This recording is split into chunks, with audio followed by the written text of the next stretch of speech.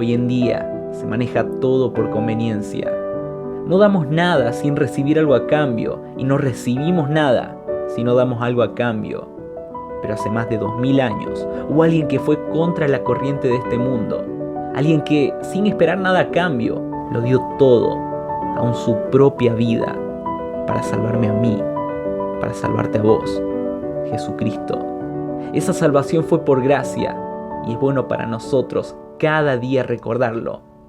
Y así será hoy en 6 minutos de gracia.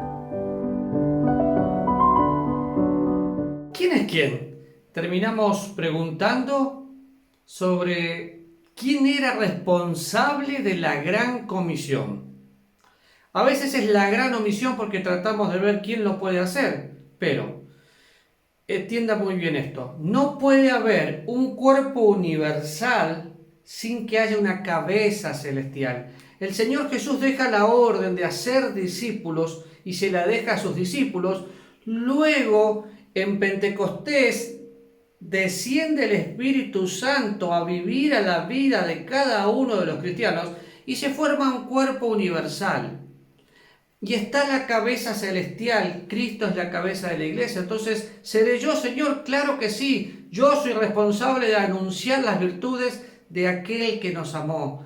Los que toman la gran comisión como un mandato exclusivo para la iglesia, terminan sentados en el banco de la iglesia tratando de que una organización haga el trabajo que le toca al organismo. Así que usted y yo somos discípulos que hacemos discípulos. Y la misma comisión, para que le quede claro, que le fue dada por el Señor a sus discípulos, Pablo se la da a su hijo en la fe, Timoteo. Fíjese en su Biblia. 2 Timoteo, capítulo 2, versículo 2. Lo que has oído de mí, ante muchos testigos, esto encarga a hombres fieles que sean idóneos para enseñar también a otros. Esto encarga, o sea, esto transmite a hombres dignos de toda confianza.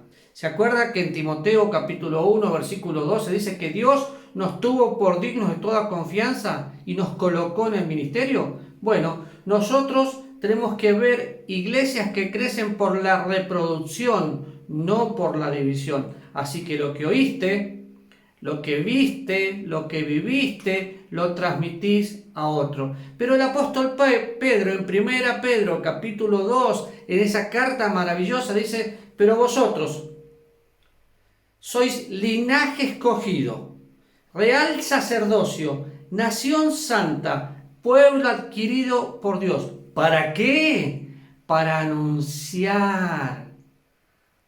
Para anunciar. ¿Y qué voy a anunciar? Las virtudes de aquel que me llamó de las tinieblas a la luz admirable. Así que piense en ese versículo. ¿Quiénes somos nosotros?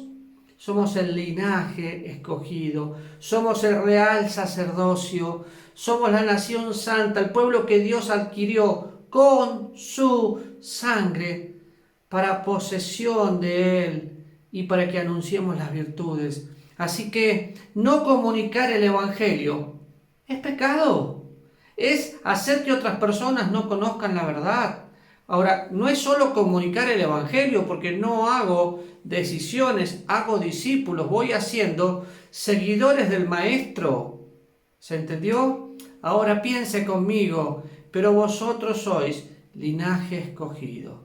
¿Sí? ¿Y qué tenemos que hacer? Anunciar las virtudes de aquel que me amó. Ahora pensemos en la obra misionera. Vamos mirando todo el libro de los Hechos y vamos viendo cómo la iglesia iba creciendo. Empezamos en el apóstol Pablo y vemos que a partir del capítulo 13 la obra misionera es una obra de gracia para ser discípulos en cada nación y que tenemos que aún apoyar a los misioneros.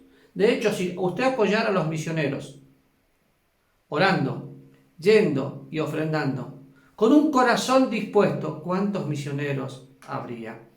Pensamos en hacer discípulos y tenemos que pensar que un discípulo lo podemos definir como una persona que puso su fe en Cristo, se identifica como un seguidor y es miembro de su iglesia, la iglesia de Cristo. Es una persona que decide someterse a Cristo porque dedicó toda su vida a una vida de obediencia a la voluntad de Dios. Pero para eso, nosotros, los que discipulamos, los que transferimos nuestras vidas en la vida de otros, tenemos que ser discípulos. Por eso, ¿seré yo Señor? Claro que sí. Usted es la persona elegida para ser discípulos. Y fíjense, la Escritura da ciertas características para los discípulos y define a los discípulos como, se lo voy a mostrar.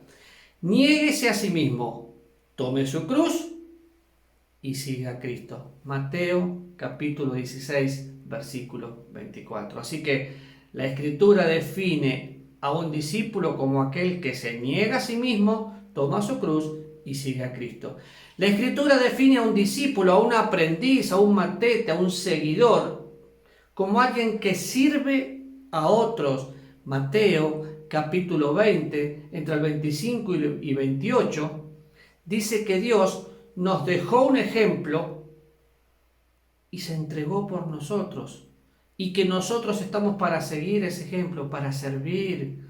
Ahora, la Biblia describe a un discípulo como alguien que tiene amor supremo para con Cristo y por consecuencia para los demás. ¿Se acuerda? La vida cristiana es una relación con el autor de la vida, y el autor de la vida es Jesucristo. Otras personas tienen que saber que somos discípulos. ¿Por qué? Porque amamos a Dios y le amamos a ellos. Así que, ¿seré yo Señor? Claro que sí, haciendo discípulos hasta que Cristo venga.